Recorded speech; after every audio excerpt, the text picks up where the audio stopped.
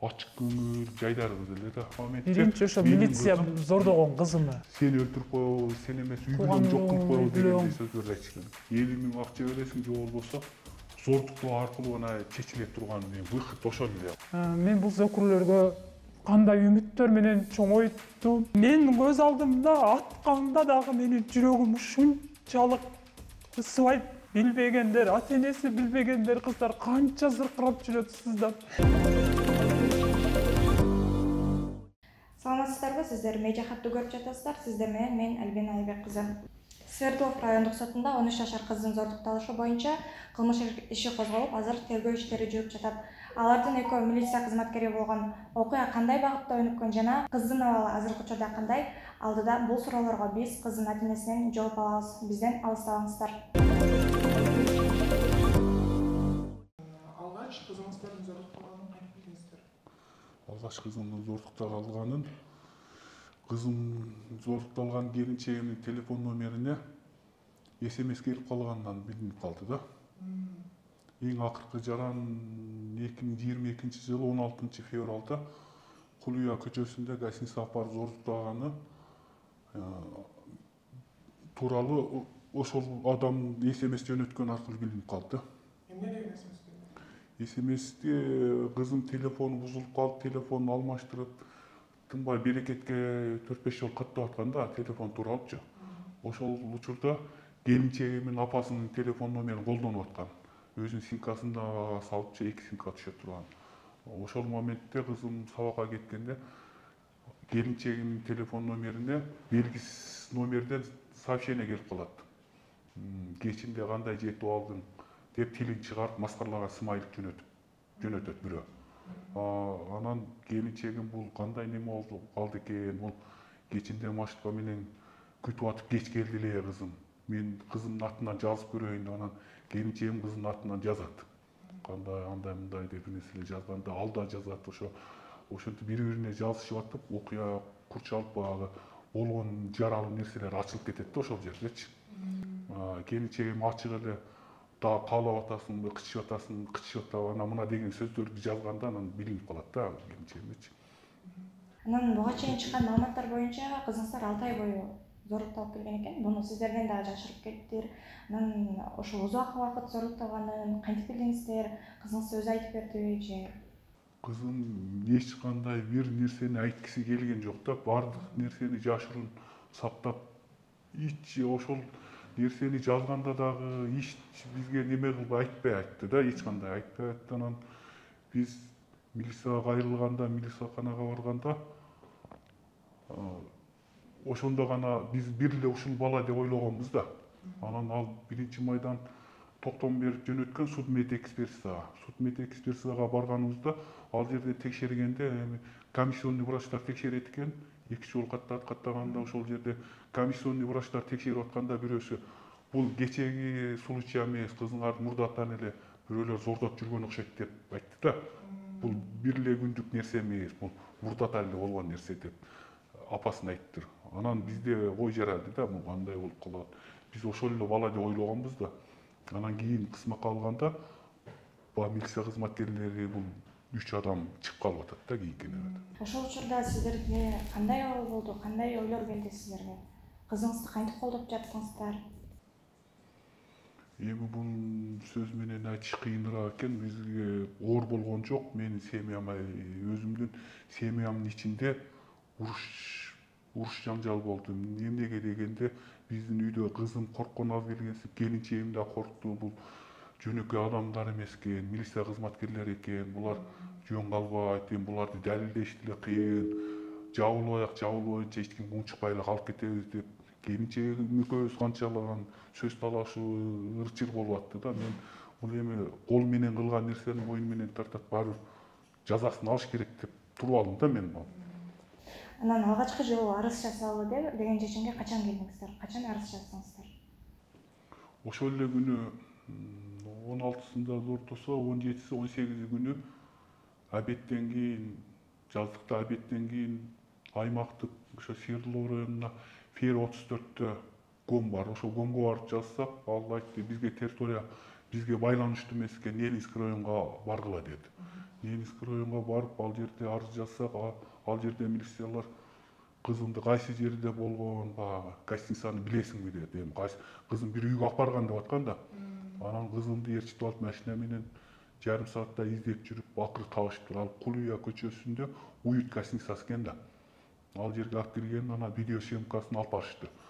Ненецкийдеги милиция кызматкерлери. Анан алар айтты, биздин территорияга кирбей калат экен, Первомайскийге карап калат экен, эми силердин ишиңер Первомайский карайт деди. Анан биз Первомайскийге бардык. Ал жерден бир опер кызматкери келди, анын машинасы менен бардык. Барып, ал жерде кызым бардык нерсени айтып берди. Айтып бергенден кийин эртеси эле баланы кармадык деди да. Кармадык, келгиле деди. Келгенден кийин, келгиле дегенден биз баргандан кийин эле тийиштүү тергөөчүлөр иш алып барбастан эле опер кызматкерлери өздөрүнүн олдосун ороо иштерин ишке ашыра баштады да. Бизге психологдун кереги жок, ата-энеси катышуусу жок эле кызымды допрос кыла башташты. 1-2 саатка чейин. Ар кимиси каалагандай 1 сааттан, жарым сааттан ар комнатада камап алып эле допрос кылып жатышты. Кыз өзү эле суроого жооп берет да, сиздердин катышуусуңуздар жок. Биздин катышуубуз жок эле, допрос кылып атышты, сурак алып атышты. Мен бир милиция кызматкерине канча жолу чалып, мени телефондор текшерсе деле чыгат. Мен ата-энеси жок, эмне үчүн сурак алып атасың, биз эмне кылып атасың десем, байке азыр деп коюп эле тоготпой коюшту. Бул учурда адвокат кандай чаралар көрдү? Анда адвокат жок эле, бизде адвокат жок. Адвокат жок болчу э? Эң акыркы суроом болсун, андан кийин жыйынтыктайлы. Ошол кызыңыздар кулакчын уурдаган экен, буга эмне себеп болду? Эмне үчүн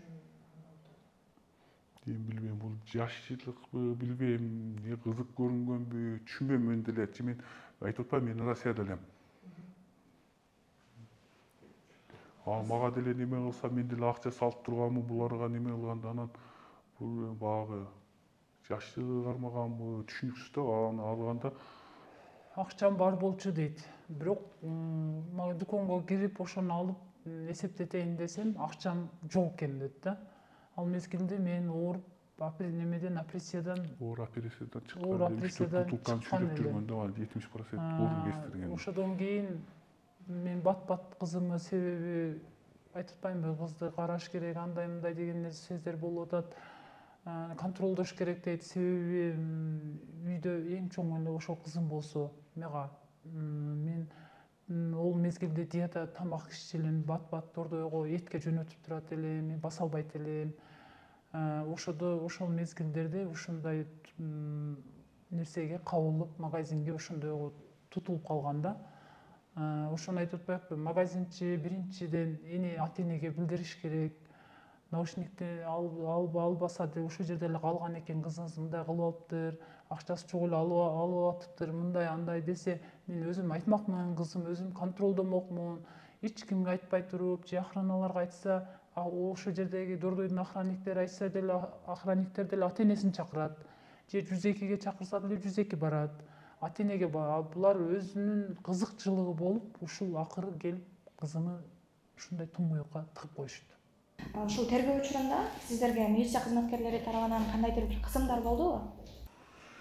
Бизге эми кысымдар, эми бул жерде милиция кызматкерлерине баягы укугу кордолгон адамдар барса, кайра алардын укугун коргомокчусун кордогон урган экен да. 1-май уроодусу баягы чындыгын издеп барган адамдын чындыгын тапмактуусун кайра кордойт экен. Анын неге деген себеби, мен 1-май уроодусунун начальнигине бир канча жолу кирдим, 1-2 жолу. Бул жерде тергөөчү эч кандай жакшы тергөөч иш алып бара албай атат. Баягы кызым аркылуу жазылган жазуу, кабарлашкан, сүйлөшкөн эме бир канча далилдерди көрсөтүп, мындай нерселерди дагы тергөөгө тиркеп киргизбей атат. Тергөөчүм өзү телефонун албай атат, мынтип атат, антип атат деп канча жолу неме кылдым. Улантыштын. Иш тоготпой коюшту да. Анан соттук медициналык экспертизанын жыйынтыгы кандай чыкты? Бул жерде соттук медициналык экспертизага токтомду берип жөнөткөндө, бул жерде дагы бир суроо туулат да. 1-май прокуратурасы бул жерде кенен өзүнүн үстөмдүгүн кылып атат да, уроодугачы. Эмнеге дегенде, биз тергөөчтөн бизге патер берфи деген токтом керек болуп атат деп алганы барсак, ал кагазды да берген жок да. Силердин делоңор прокуратурада көзөмөлдө жатат деп качан барсак ошо прокуратураны эле шылтоолойт да тергөөчү. Көзөмөлдөп атат, ошолор алып кетти, алар мынтти деп эле шылтоолой атат. Анан деген суд медэкспертиза бизди жөнөткөндө, суд медэкспертиза киргенден кийин задний проходду неме алганда проктология бөлүмүнө жөнөтөт экен ал. Арт жагынан эми зордуктоо болбодубу депчи. Ал кызыбызды ал жака алып келгенде 3 медицина кызматкери врачтар текшерген да кызын дилатор текшерип, анан эч кандай жабыт жок, зордуктоо жок деген. Анан биз ошо боюнча аны суд медэкспертиза тапшырганбыз. Ал жерде таза деп бергенден кийин бир жумадан кийинби кызым өзүнүн өмүрүнө кол жумшап көп өлчөмдө дары ичкен да. 33 буйганча анан ичим күйүп атат, өрттөнүп атат деп чыдабай калганда бизге гос охрана берген, алар деле билет да. Түнкү саат 12-де чыдабай калганда тез жардамды чакырып, скорый менен больницага алып барганбыз кызыбызды. Апарып проктология бөлүмүнө ошол жерге эле жаттык. Айры эле жатканда ал жерде врачтар да комиссионный карашты да. Тамагын карашты, баардык жерин, денесин карашты, баардыгы эми жазылган да ал жерде дары ичкен неме кылганда. Ошондо кызымды задний проходдон зордуктаганы чыгып калган да, трещинасы ошол жерден. Баягы жазып берген жестокое обращение трещины деп, трещина болгон немеден эми задний проходду зордуктаган деп. А эртеси биздин колубузга да бербей, мамлекеттик юрист Карасаева 73-төн Чолпон эже менен Айгүлдө психолог барган. Аларды баягы врачтар чакырган окшойт, ошондой болуп барганда алар өздөрүнүн кабинетине апарып биз арыз жазып, анан ал психолог кызым менен иштешмек болгон, юрист бизге жардам бермек болгон да. Ал юристке баягы аркасына зордуктаган бергенден кийин анын эртеси кызымды баягы алдын ала сурап кое турган, эми жаш жетиликтер алдын ала сурап коет экен, сотко тынбай барбай турган немеси бар экен да. Ошондойго бир арыз жаздык эле, Свердловский сот чакырып кызымдын бар жогун сураган да. Мага сураганда Свердловскийдеги милиция кызматкерлери зордуктады аркаган дегенде, алар аркама тийген жок, бир гана Первомайскийде бала зордуктаган деп айткан анычы. Анан ал кагазды алып алып туруп 1-майдагы тергөөчүгө мынандай кызымдын аркасында эмес зордуктаганы бар, бул суракта жок бул жери. Суракта муну кошушуң керек. Кааласаң повторный экспертиза кылып кызымды врачтарга текшерип берсе, мага анын не кереги бар деди неме тергөөчү. Мага кереги жок, башым ооруп мен алам. 1 райондук тергөөчү капитан Эркинбеков Алмаз деген. Бул жерде кандайдыр бир кызыкчылык бар деп ойлойсузбу? Ооба, кызыкчылык бул жерде түздөн-түз эле 1-май прокуратурасы үстөмдүк кылып атат да бул жердечи. Муну мындай кылып бөлүп карайбыз, муну мындай деп токтом неме кыласың, мындай деп көрсөтмөнү берген да. Бул деген эми уроодун начальниги же тергөөчүнүн колунан келе турган иш эмес да. Мунча өзүн жаап жашырып, бул коомчулукка жарыя болгон нерсени бул үстүдөн ошо прокуратура киришип атат деп ойлойм да бул жердечи. Анан деген баягы биз суд медэкспертизага барганда биринчи кармалган бала эле аркасына зордуктаганын, ким аркылуу телефон алганын бар жогун эле айтып берген. Анан суд медэкспертизага барганда эми аркы задний проходдон зордуктаганын жашырабыз, буга мындай кылабыз деп план түзүшкөн дагы, врачтарга тапшырма берип койгон да, таза деп бересиңер деген да, неменичи, справканы. Ошон үчүн алар таза деп бергенде анан ооруп калып түнү менен барганда трещинасы чыгып калган да анын. Анан бул жерде милиция кызматкерлеринин дагы катыштыгы бар экен, коомчулуктун кыжырын келтирип атат да. Ошол жерден мисалы милиция кызматкерлери өздөрүн актаганга дагы аракет кылып атышат деп да буга чейин маек берген экенсиз. Свердловскийде сотко биринчи процесс болгондо алардын адвокаты ходатайство деп өтүнүч киргизиптир. Менин кызымды психотерапиялык багы экспертизадан өткөзгөнгө жалп кылыптыр. Бул жаш жетелек кызды чоңдордун нерсесинен өткөзүп койду, детскийдики өзүнчө өтүш керек эле депчи. Буга макул эмеспиз. Анан бул кармалган багы 2 милиционер анан Свердловскийде, бири мурда соттолгон адам милиционердин бир тууган бөлөсү. Ал 5-6 жыл мурун машина минип кетип атып, авария болуп туруп, башына бир тырыгы барбы, билбейм. Аны айылдан бир врачтардан акча бергенби, иши кылып туруп, ал Нусупов кыял деген авария болгон да. Ал Нусупов кыял өзү неме кылбастан туруп эле берки башка милиционердин адвокаттары заключение алып келип атат. Баягы авариядан эми баягы эс тутуму начар болуп калышы мүмкүн, жакшы билип айта албай калышы мүмкүн, эми жинди деп. Алардын ою менин кызымдын экспертизасын жокко чыгарыш керек же ошо кыял дегендин экспертизасын жокко чыгарыш керек. Экөөнүн бирин жинди кылыш керек да, булар жоопкерчиликтен качып кетиш керек болуп атат да. Буга сот кандай мамиле кылды? Ал нерсени карадыбы? Сот анын өтүнүчүн четке кагып, ал өзүнчө каралат деп бөлүп карайбыз деп койгон да. Анысын билбейм. Анан экинчи процессте биз баягы болгон окуя тууралуу биз бар жогун айтып бергенбиз. Анан үчүнчү процессинде эле уже 3 жолу жүрүп атат да ошо боюнча. Бул окуя билингенге чейин кызыңыздын мүнөзүнүн өзгөргөнүн же болбосо өзүнүн алып жүрүүсүнүн башкача болгонун байкадыңызбы? Кызым мурун ак көңүл, анан ачык көңүл, жайдары кыз эле да. Мен марттын 10-унда Москвага кеттим, Россияга, 2021-жылы. Ошо боюнча октябрда келдим. Кийин кызымды башкача кыз болуп калган. Бул баягы бир нерсеге бат ачууланат, сөз көтөрө албайт, ошондой болуп калган. Мен переходный возраст болсо керек деп неме кылгам. Мен бул жактан психикалык жактан булардын басым жасаганын мен каяктан билген эмесмин да. Биздин билишибизче кызыңыздар жакшы да окуйт экен. Анан азыркы учурда балары кандай? Жакшы элеби? Жакшы окуп жатабы? Азыр жакшы эле. Бул жерде магазинчи кармалга салып берген мурда соттолгону өзүнүн бир тууган бөлөсү милиционер кызматкер да. Анан 3-чү милиционер алардын досу болуп, 3-өө коллега. Анан бул 4-чү кармалган бала бул деле багы мен баягы Первомайскийде бир бул бала тууралуу эч кандай документ эч нерсе берген эмес. Баягы адвокатыбыз барып кол коюп сотко жөнөтөм дегенде гана телефонго тартып алып туруп ксерокопиядан чыгарган нерсесин мен окуп калдым да, бир кагазын окуп калсам, бул бала тууралуу ресторанда официант болуп 2022-жылдын 12-февралынан баштаган экен да жумушту. Ошондо бул окуя 16-февралда болсо 4 күн гана ошол эле жумушта иштеген болуп атат. Ага чейин бул мен угушумча бул окуя болгон жерде баягы магазиндин жанында кара стоянкасы Кербен базарында, Дордойдун Кербен базарында жалаң грузчиктер жүк ташыган жерде. Ошол жерде грузчик болуп иштеп жүргөн. Бул баягы бир мурда соттолгондо грузчик болуп товар салат да, экөө коллега болгон да. Анан дагы булардын бир кызык жери, мен бул баланын адрестерин окуп отурсам, бул түбү Жалал Абад областынын Аксы районунун Коштоо айылынан экен. Магазинчинин күйөөсү дагы Аксы району Коштоо айылы болуп атат, жердеш болуп атат. Анан булар жердеш болуп бири-бирин тааныган адамдар, булар бири-бирине менин кызымды сыртынан сатканбы, булар уюшкан эле кылмыштуу болуп атат да. Бири-бирине байланыш, бири-бирин өткөзүп. Анан бул жерде баягы 1-май прокуратурасы бул жерден ишти бөлүп атат да. Бул жерде бул баланы, бул үчөөнү тааныбайсың.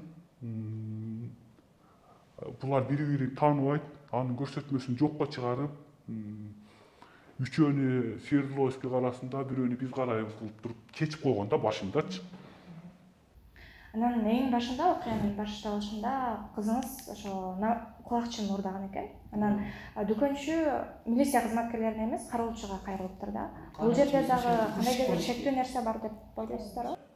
Эмнеге ал кароолчуга кайрылды милиция? Кароолчу эмес, эми аны өзгөрткөндө кароолчу деп берип койгон. Ал ошол жерден грузчик болуп товар, коммерсанттардын товарын жөнөтөт да, ошо буштаргачы канчалаган ошол жерде 2 ряд оптовый обувь бар, ошол жерде 2 ряд обувьтагы бир общий тетрапольный коммерсанттардын товарын салат ал салып жүрчү да. Ал багы магазинчи аны чакырганын себеби мындай случайлар көп болгон, анын бөлөсү милиционер, анан булар рейдке чыгып да көп адамды коркутуп жүрүшкөн экен, анан ошону билет, анан чакырган да ошонучу. Бул кызды да коркутуп неме кылып койсун деген да, неме кылган да. Кызыңыз айтып, мындай сиздерге ачык айтып бере алдыбы ушул окуяны же сиздерге айта алган жокпу? Айта алган жок. Айта алган жок. 1-майдан келгенден кийин эле эртеси кызым өзүнө кол жумшап багып бычак алып үйдүн артына өтүп атканда келинчеги бамдап калды. Мен аркасынан барсам, анан ыйлайт, айта албай ыйлайт. Анан бул нерсени айтсам, мени өлтүрөт, силерди өлтүрүп коет, булар жөнөкөй адам эмес деп айта албай канчалаган.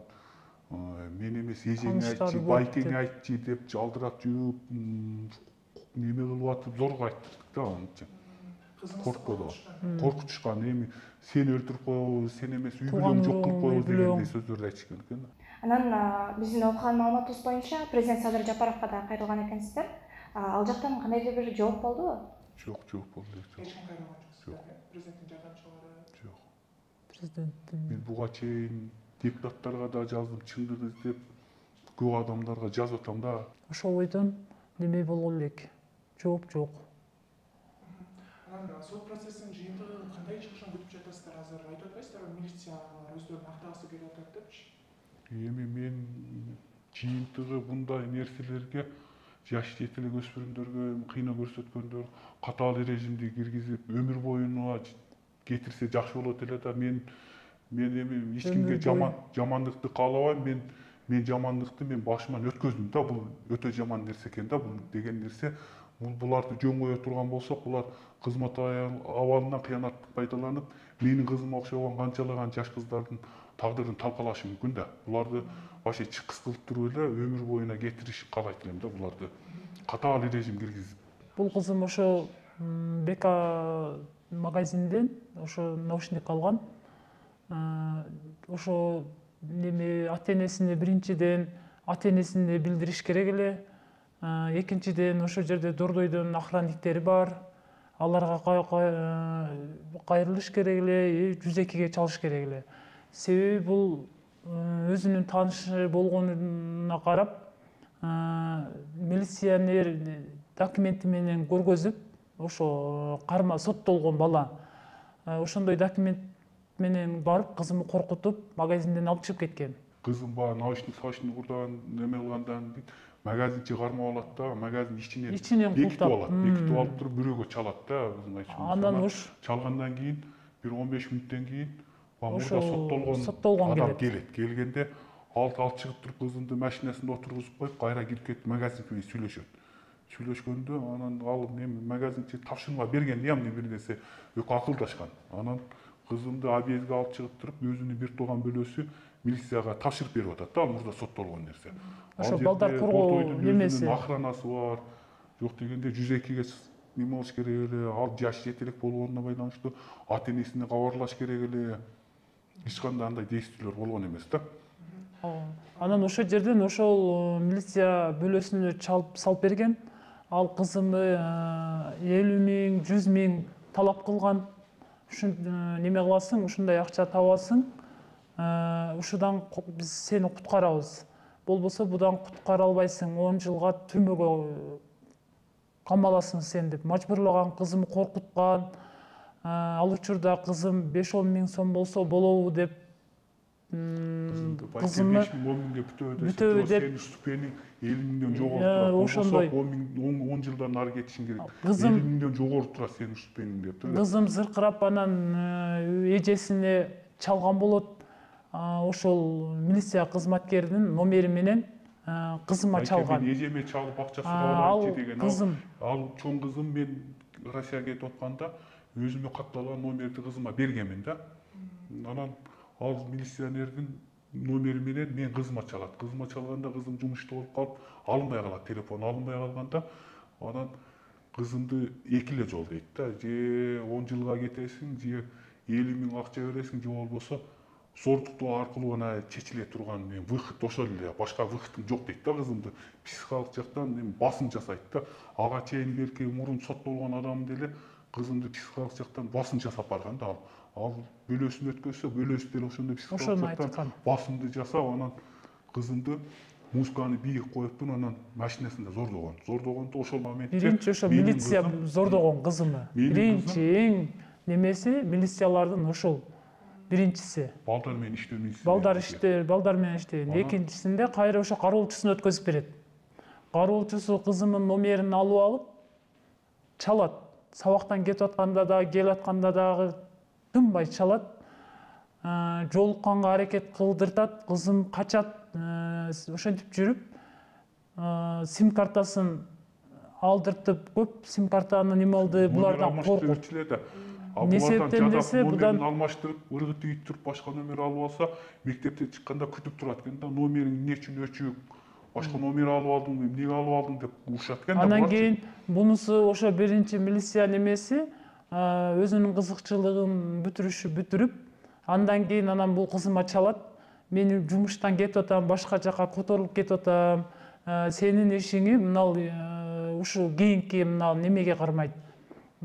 Кароолчу деген немесини ошого өткөзүп берет, ушул карайт. Кызыма Сен неме милиция учетту кызматкерибиз деп тааныштырган. Тааныштырган. Бул соттолгон адам деле кызыма удостоверение көрсөткөн да, бул көпчүлүк айтат, бул жанында милиция деген удостоверение жасалмап жүрчү экен да, көп адам Анан кийин коркутуп жүрчү экен. бул Ошон үчүн магазинчи ошону чакырып салып берген да. Бул милиция деген, милициянын жардамчысы деген удостоверениясы бар экен да, жасалмаган. анан кийин бул мен ишиңи мен карап атат, ушу мен кеткенден кийин ушул карайт сени деп ошол соттолгон балага номерин берип коет кызымын. Анан кийин бул соттолгон номери, соттолгон бала тынбай чалат. Жумушуң, сенин ишиң менен мен алып барып атам, кандай болуп атасың, андай мындай деп тынбай чалып турат. Жолугушум керек сен менен, андай мындай билесиңби, сенин немең счетуң бизде деп кызыма көп кордук көргөзгөн, коркутуп болгон, мажбурлаган. Андан кийин ошентип жүрүп анан мектептин алдынан папал, мектептен сабактан чыккандан кийин ондо папал болуп калган. 5-10 мүнөттөн эле ошо аралык эле жерде эле машинада зордогон. Узаткан эмес кызымы, себеби башка жака кетип, узагыраак болуп, саат көбүрөөк болсо дагы жок дегенде энеси мен билет элем. Андай убакыт кечиктирбей туруп эле бат эле убакытта мектептен чыккандан кийин гана ошо машинада, алда машинада зордогон. Андан кийин ал ишин бүтүргөндөн кийин бул 3-чү милиция кызматкеринин номерин берет. Ал кызматкер милиция буга дагы жазат. Мен иштен бул кетип калды, өкөтең иши башка жака которулуп кетти. Мен которулуп кеттим, сенин жумушуңду мен бүтүрмөк болдум, делоңду дейт. Кызым чыкпай кое турган болсо, чыкпайм десе, сенин делоңду жөнөтөм, сотко жөнөтөм, дем камалышын каалап атасыңбы дейт да. Ошол моментте баягы 3-чү милиционер неме кылганда биздин эсибизде бар да, биз 11-12 январда биз бирөөнө жолукканы Ленинскийге кеткенбиз да. Анан кызым айтат экен, кийин айтып атпа, силер ошол жака кеткенде ошондой болгон. Январда биз кечки саат 7-де бирөө менен жолугуп, бир байкем келип жер алмак болуп бирөөгө барганбыз да. Ал деле тасыктап берет, ал деле телефон. Анан биз кеткенде милиционер сурайт экен, ата-энең эмне маршрутка менен кетти же машина менен кетти десе, машина менен кетти десе, азыр 5 эле мүнөттө алар машина менен келгиче бат эле неме кылабыз. жолугам сага дептир да. Мына неме таанышышым керек сен менен, ишиңи мен сага айтып коеюн деп кызымы мажбурлап коркутуп, ал жерден дагы ал бала дагы ошондой бат эле убакытта бүтүргөн. Кыштын күнү полияга алып барып тортогон алысы. Бул мындай, булар биздин билишибизче бул кызымы жаштыгынан пайдаланган, чындыгында жаш эмес, азыр чоң адамдарды кандай алдана турган күн болуп атат. Бул кызым чындыгында жаштык кылып, онун тилине ол алдаса ого кетип коркуп, бул алдаса ого барып көз каранды болуп, жана ошо наушник болгон үчүн ушунчалык акыбалга келип, кызымдын состояниясы ушундай болуп калды. Бул деле буну азыр көбү жазып атат, комментарийда жүзүңөрдү көргөзгүлө, бири жакшы, азыр биздин ушул убакытта бири жакшы бизге карап жакшы сүйлөгөн адамдардын оозун биз ушунчалык мактанып ушундай толкунданабыз. Жаман адамдар ушу өздөрү мындай биздин положенияда түшүп калган билиш мындай болуп калат экен. Мен немемде ушу, мен немем кызымы кордоп ушу 13 жашар деген не деген секелек. Мен бул зөкүрлөргө кандай үмүттөр менен чоңойттум. Бул милицияларды жең кылып берип, кызымдын намысын тепселетип, ушундай нерселерге үмүттөнүп чоңойткон жок эле менин бир гана ушу Садыр Жапаров Камчек Ташиев. Мен сиздерден ушунчалык өтүнүп сурайм, мен чындыкты чыркыратып коюп атат 1-майдагылар. Сиздерден өтүнүчүм ушу кызымдын намысын бийик кылып, ушу милициялардын намысын тебелеттирбей, ушу менин жер көтөргөн жерге кирип кеткиде болуп атам. Кызым эмес, ата энеси биз. Менин оюмча бул 4 сөкүрдү ушунчалык түрмөгө да каматпай туруп, менин пешенеме коюп туруп, менин көз алдымда атканда дагы менин жүрөгүм ушунчалык ысыбай, бул төртөө өлгөндө дагы жүрөгүм ысыбай кетет. Себеп деген булар өлдү, бирок кызымдын тагдыры кандай, ушулардын себепкерчилик үчүн ушинтип кызым, айдай кызым күлүп жайнаган күлкүсүн кетирип, бардык нерсени ойго бастырып, кызым ушунчалык талкалап койду. Ушу мынчалык эмес, бул мындай нерселер мага окшогон кыздар билбегендер, ата энеси билбегендер кыздар канча зыркырап жүрөт сыздап. Ата энеси билбей канча кыздар кордолуп жүрөт азыр. Буга окшогондорду атууга өкүм кылып беришиңизди суранам.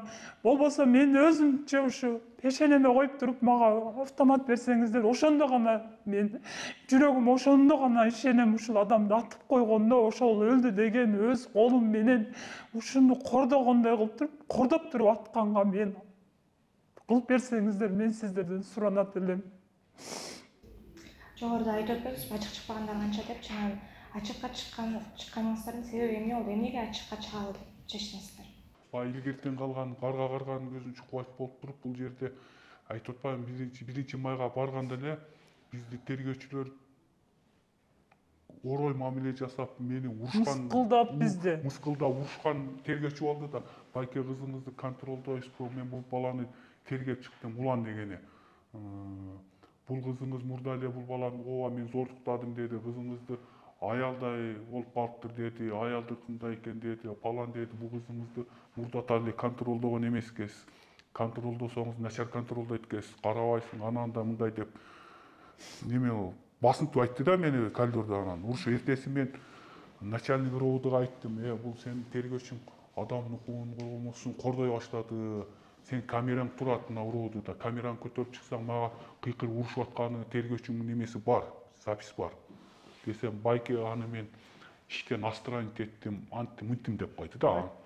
Андан кийин биз бул немеге 1-майдын тергөөчүнө Алмазга барып 2-3 жолу өтүнүч кылып бардык. Башка тергөөгө өткөзүп бер, сен жакпай атасың, сен негизи башынан ийнеге жипти өткөргөндөн кийин жип түйүлгөнгө чейин сен сурала турган адамдар жок болуп калды. Сен эч нерсеге кызыккан жоксуң, сен эч нерсе кылган жоксуң. Сен ошо ийненин көзүндөгү жипке учукту өткөзгөндө ошондо бардык нерсе бул үст баланын аркасында көп нерсе чукулат эле. Сен кызыкпай атасың, биздин кызыбыздын кызыкчылыгына сен эч неме болбой атасың. Сен ушу баланы кордоп атасың эме, коргоп атасың, сен кызымды кордобой. Болбосо башка тергөөчкө өткөз деп жалынсак дагы болду, будан кийинкисин карап берем деди. Одан кийин деле көп күн өттү, көп ай өттү. Киргизбейт, кароочулары киргизбейт. Алмаз кирип кетти дешет, кайра кирсе конторунда жок болот. Еще жанагы больницага жаткан немесин оригинал кагазын алып келип бериңиздер. Мен эмедемин деди, боптур деп 1-майга алып келдик. Оригинал кагазын кызым скорый менен жатып калганда. Анан кийин соседиме таштап коюңуздар деди. Соседине жолдошум берген жок. Мен берсем колуңа берем деди. 2 сааттан кийин келем деди. Макул деп биз бардык, кызыбыз үчүн макулдук бар, күттүк, күндүн саргарып жүрүп. Ол жерде күтүп отурдук, 2 саат күттүк. 2 сааттан кийин Алмаздын телефону өчүк болуп калды. Бул азыр ошодон кийин телефон чалсаң албайт, жазсаң албайт, жооп бербейт, окуйт, ачпайт. Ачат, бирок жооп келбейт. Канча чалдык, канча жаздык, болбоду. Себеп бул оригиналга кызыгып эле, оригиналды биздин оюбузча бул оригинал кагазды соседине жазып таштап коюңгула дегенде, ошол жерден ошонун эле ичинде экен, конторунун эле ошону немени милсакананын эле нарак бери жагында экен. Бул жана кийинки экинчи кызым ооруп баргандагы задний жактан трешение болгон кагазды бул соседке таштап койгондо биз акыл эс болуп жакшы ого таштаган эмес экенбиз. Себеби оригиналын тиритетип врачтарга дагы олордун сөздөрү өтүмдүү болот эле. соседке таштап койгон экенсиз, мен таппай калдым, оригинал кагаз кана, ана мына деп бул жерден кызымды заставить этмек, бизди заставить этмек. Ушунчалык кызымы кордомок турсун, ата энесин кордоп атат. Даже мына милиция кызматкерлер тордун нар жагында отуруп алып, соттун чечими келгичекти керек болсо мен ушул актанып чыксам ушул жерден, мен биринчи сени соем деп ата энесин, мына бизди көзүбүзчө экөөбүздү, силерди биринчи экөөңөрдү соем деп атат. Мына Лейген атасы менен тең адамдарды соем деген милиция кызматкер, ана кандай үмүт кылам ошолордун колунда кызым кор болуп ушунчалык жанын сактап жүргөнүнө 1000 мертебе мен ыраазымын. Кудайым бар экен. Бул деген мындай болуп атат да. Бул тергөөчү начар тергегенден Кен прокуратурага да бардык да, кайрылдык да. Бул тергөөчү неме болуп атат десе, ал жактан да реакция болгон жок. Анан айтып атпаймынбы, жогорку кеңеш МВДга неме кылганда тергөөчү дело менен кел деп беттештиргенде, ал тергөөчү айтты да, бул ишти жеткиликтүү, аркасына зордогон нерселер мен айттым да жок болуп атат, бул толук тергелген жок десем, ал айтты, Алмаз деди, сен бар жогун жакшы тергеп туруп анан сотко жөнөткүн деди. Болуптур, эртең менен саат деди, 3'тө келиң деди, адвокат менен келиң деди. Эртеси биз саат 3'тө адвокат менен барсак, уже дело даяр, сотко кете турган болуп калды деди. Анан мен адвокатка айттым, бул чайла болуп калды, сурак нерселерде баягы тергөөдө баягы кызымды күч колдонуп зордогон нерселер жок болуп атат бул жерде. Анан заключениянын нерсеси бар бул жерде десем, биздин адвокат айтты, бул мен ходатайство берсем, өтүнүч берсем четке кагат болуш керек, бул баары бир. Мен байке деди, эртең деди, ходатайствону берем, апарып тапшырың деди. Болуптур деп мен адвокаттан ходатайствону алып туруп, тергөөчкө апарып тапшырдым. Тапшырып мен Бордой жакта жашасам, мен Первомайскийден үйгө жетейин деп калганда кайра тергөөчү жалда. Жообу даяр, ходатайствону келип алып кетиң деди. Анан телефондо эле айтып койбойсуңбу десем, жок, телефондон айтпай турган сөздөр да бар деди. Болуптур деп анан бардым. Баргандан кийин ходатайствону четке кагыптыр. Баягы телефондо эле айтып койбойсуң десем, баягы телефондон айтпай турган сөзүм бар. Силер эмнеге эле нары бери чуркап атасыңар, МВДга чуркайсыңар, бир туруп бияка чуркайсыңар, камалып турат го, эмне жетишпей атат деди. Анан мен камалып турган болсо дедим, мүмкүн 20 жыл ала турган болсо, сен көрсөтмөң менен 10 жылга кеткен атат. Ал сен деме кылган жеткиликтүү болбой атат десем, жеткиликтүү болом деп чуркап МВД эмес, Кудайга чуркасаңар да эч нерсе колуңардан келбейт. Бул жерде мен баарын неме кылганмын, колуңардан эч нерсе келбейт деп орой мамиле жасады да. Мен ошону айтканы чакырган экен да, мен болсо телефондон эле айтып койсо болмок да, мынчы. Биздин 1 сом акчасын, алардын 1 сом акчасынын кереги дагы жок. 1 тыйыннын кереги жок. Бизге ушу мени ата энесин чыркыратып, кызымы чыркыратып, ошончолук чыркыраган немегидей кылып туруп, жазасын колу менен кылган нерсесин мойну менен тартсын, бизге ушул гана чындык камалсын, болбосо ушу атык өкүм кылсын. Ошондо гана ата энеси мен, апасы мен, атасынын жүрөгү ошондо дагы жүрөк өлүп калды да, булар үчүн